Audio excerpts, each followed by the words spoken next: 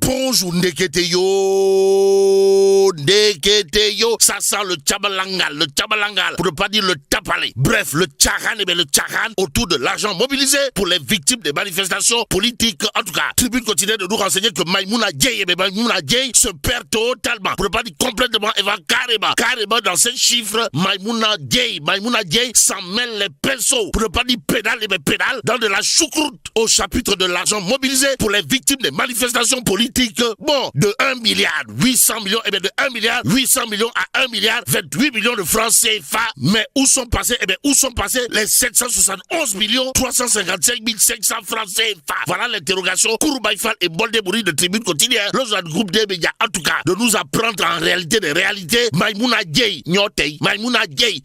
se perd dans ses chiffres au chapitre de l'argent mobilisé pour les victimes des manifestations politiques. Et là, on peut dire que Maïmouna Dieye a révélé lundi que l'État a mobilisé un montant global de 1 milliard 28 millions de francs CFA pour accompagner les ex-détenus, les familles endeuillées, les blessés et entre autres lors des manifestations politiques survenues entre 2021 et 2024. Un montant contraire à celui déclaré lors de la journée dédiée aux martyrs et victimes. Rappelle tout simplement et tout bonnement Tribune quotidienne ce matin. Est-ce à dire que Ndaoussi Dieye est ainsi prise en flagrant délit de Pachal Forok pour l'instant. Tribune quotidienne de nous amener au tribunal de Dakar. Pourquoi faire? Pour nous apprendre le procès entre Mambay Niang et Ousmane Sonko renvoyé au 22 juillet. Ainsi, le Dakarois quotidien sur ce point de révéler affaire de la villa de Kergorgi. Procès renvoyé au 22 juillet. Le choc Mambay Niang Ousmane Sonko aura bel et bien lieu. Et c'est le lieu pour Critique quotidien de parler de rupture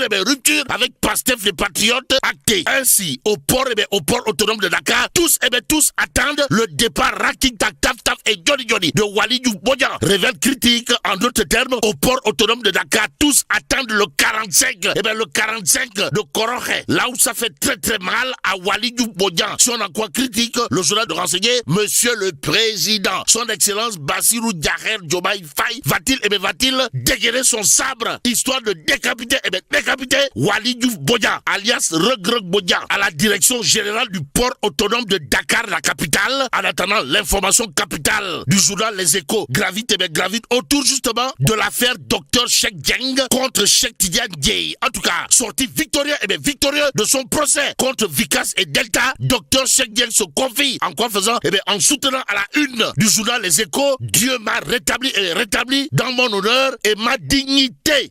Waouh. En tout cas, je ne vais pas courir derrière des indemnités. Mon combat est plus grand et plus important, dira toujours Dr Cheikh Dieng. Nous livre bien entendu le journal Les Échos. Écho favorable ou pas, tout compte fait, Sonko a été imprudent de donner raison à Cheikh Tidiane Dieye dans cette affaire, dira toujours Dr Cheikh Dieng. Nous livre Les Échos. En tout cas, le journal d'afficher l'autre pavé dans la main, pour ne pas dire l'autre coup de pied dans la fourmilière, signé Dr Cheikh Dieng, qui n'a pas jugé utile de faire le trajet Dakar-Djidde Thiaroye-Kao Dakar, histoire de renseigner. Malgré ce différend, j'ai toujours refusé de quitter la coalition Diomaye président. Ainsi, dans l'Observateur L'Obs, c'est Dr Cheikh Dieng qui semble faire du tchourpi fetchumbote en disant bleu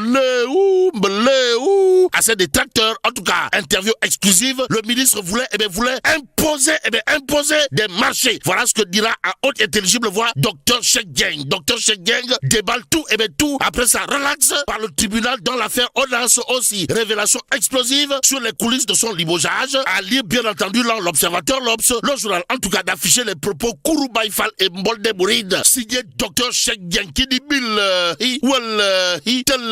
le ministre voulait imposer des marchés au nom de qui ou de quoi qu'il en soit. Enquête continue pour sa part d'afficher lutte contre la corruption. Pourquoi faire? Pour nous dire l'OFNAC accélère la traque. En tout cas, une centaine de plaintes et dénonciations reçues depuis le début de l'année. Rappelle tout simplement et tout bonnement enquête. Le journal d'ajouter 36 dossiers ont déjà donné lieu à l'ouverture d'enquête. Ainsi, l'OFNAC veut mieux protéger les lanceurs d'alerte et renforcer la mobilisation citoyenne. Révèle bien entendu enquête quotidienne ce matin.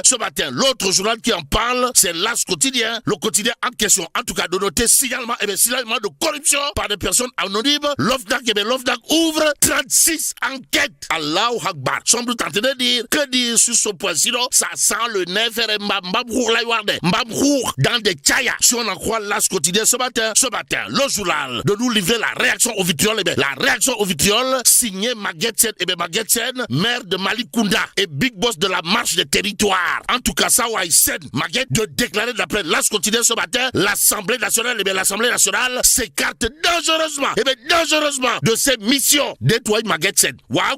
Bon, Maguette Sen, maire de Malikunda et patron de la marche des territoires, de considérer à plus d'un titre dans l'As quotidien que l'Assemblée nationale, s'écarte dangereusement, de ses missions. Mais la mission du garde des Sceaux, ministre de la Justice, baisse poulou, et à lire à la une de Direct News, le journal en tout cas de révéler les dossiers explosifs qui attendent Moussa Sarr. De quoi s'agit-il, affaire Azer, pour judiciaire financier, mandat de Sonko, Conseil supérieur de la magistrature, liberté publique et soupçon de conflit d'intérêts. Et c'est avec beaucoup d'intérêt que le quotidien parle de risque de crise institutionnelle. Et là, on peut lire l'appel de la société civile et des syndicats. Bon, le quotidien en tout cas de relever les mises en garde sur les conséquences économiques et sociales d'une crise institutionnelle quand tu nous tiens. Et c'est Wolf Quotidien qui tient. T'as révélé en tout cas la tension politique avec à la clé les inquiétudes de la société civile. Quoi qu'il en soit, le point actuel est avec Tafsir Choy, député non inscrit, qui sans contour ni détour déclare le Conseil constitutionnel est obligé de se prononcer. En tout cas, le Sénégal est un état de droit et doit le demeurer, dira toujours Tafsir Choy, nous livre le point actuel, le journal, à propos du cas Ousmane Sonko, de retenir que selon Tafsir Choy, c'est une forfaiture sans précédent. Bon, le Conseil est compétent et il est tenu de dire le droit. Il s'agit d'un cas de violation flagrante de la Constitution, dira bien entendu Tafsir Choy, député non inscrit de son état, dans le point actu ce matin, le point actu de revenir sur un sujet. De quoi s'agit-il, de l'implantation cabinet d'avocats étrangers au Sénégal. Bon, le Conseil de l'ordre charge et prévient. Nous livre le point actu ce matin. L'autre journal qui en parle, c'est l'Indépendant. En tout cas, dans le quotidien en question, il est écrit installation illégale de cabinet d'avocats étrangers à Dakar. Le barreau met en garde, se garder de dire qui est qui et qui fait quoi. Voilà ce que ne fait pas. Alors là, pas du tout. L'Indépendant quotidien. À la une du journal, il est question du ministère de l'Intérieur, rencontre avec le top management. En tout cas, Maktar Cissé, le ministre baisse poulou de l'Intérieur, le ministre baisse tac, le ministre Kong Boukhere de l'Intérieur déroule. Ou le box, on peut dire. En tout cas, l'Indépendant continue de renseigner. Le ministre de l'Intérieur et de la Sécurité publique a présidé hier la première réunion de coordination avec le top management du ministère. Une rencontre, renseigne toujours l'Indépendant, stratégique qui a offert un cadre d'échange direct et constructif permettant au ministre de l'Intérieur de décliner sa vision et de transmettre cette directive managériale. Bon, un alignement des équipes qui marque le point de départ, d'une dynamique renforcée pour l'atteinte des objectifs de performance assignés au département ministériel que dirige aujourd'hui Mohamedou Maktar Cissé, ou le ministre de l'Intérieur dernier cri, comprenez dernier yourou, explique en tout cas l'Indépendant quotidien ce matin. L'autre journal qui en parle, c'est l'Exclusif. À la une du quotidien en question, on peut lire passation de service et première réunion de coordination au ministère de l'Intérieur. Mohamedou Maktar Cissé marque ses territoires.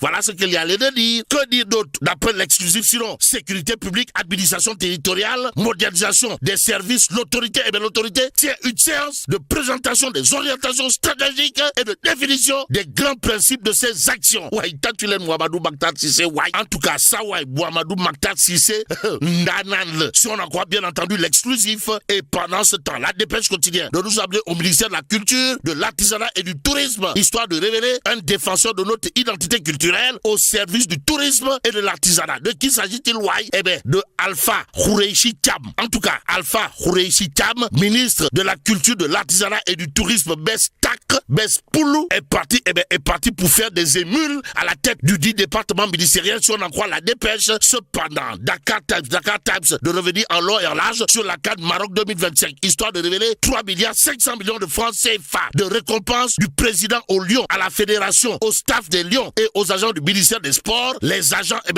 de la BIP n'ont pas, alors là, pas du tout encore reçu leur argent. Au nom de quoi? Quoi qu'il en soit, le Témoin continue de revenir sur des retards de paiement de la dette intérieure, tension sociale et entre autres, histoire d'afficher le secteur privé, le secteur privé crie à la marginalisation. Et pendant ce temps, Tribune quotidienne de nous amener à Yeumbeul, histoire de nous parler de l'actualité de monsieur le maire de Yeumbeul Nord. En tout cas, après avoir été désigné meilleur maire du département de Keur Massar, Babacar Ndao, l'édile de Yeumbeul Nord, prime, 112 élèves et enseignants. Informe toujours Tribune quotidienne, Sawai, Babacar Ndao a, d'après toujours le journal du groupe des médias, tiré la sonnette d'alarme au chapitre de l'acte 4 de la décentralisation qui est en vue. Et aujourd'hui, Babacar Ndao, maire de Yeumbeul Nord, de considérer à plus d'un titre que l'acte 4 de la décentralisation doit apporter des correctifs si l'on veut soulager un peu les communes, car malgré les 9 domaines de compétences aux collectivités, l'État n'accompagne qu'à 4%, à 4% les communes d'après Babacar Ndao. Babacar Ndao, maire de Yeumbeul Nord, dans Tribune quotidienne ce matin, l'informateur quotidien de parler de prostitution clandestine organisée à la Médina. En tout cas, la bande de la rue 41 tombe, révèle l'informateur. Le journal d'ajouter, la police tape dans la fourmilière à la Médina. 15 personnes ont été arrêtées, dont 12 femmes à face. En attendant, restons avec l'informateur. Le journal de parler de début d'hivernage tragique au sud du pays. Et là, on peut lire à la une de l'informateur, 5 morts en 3 jours après l'étudiant foudroyé à Vélingara, 4 mômes noyés à Sinthiang Kundara. Et là, mais là, tu dongue de Tchèi Fougnou Djemeti. Bon, que Dieu préserve le Sénégal. Merci Fabrice Ngama. Sa revue de presse met un terme à la première partie.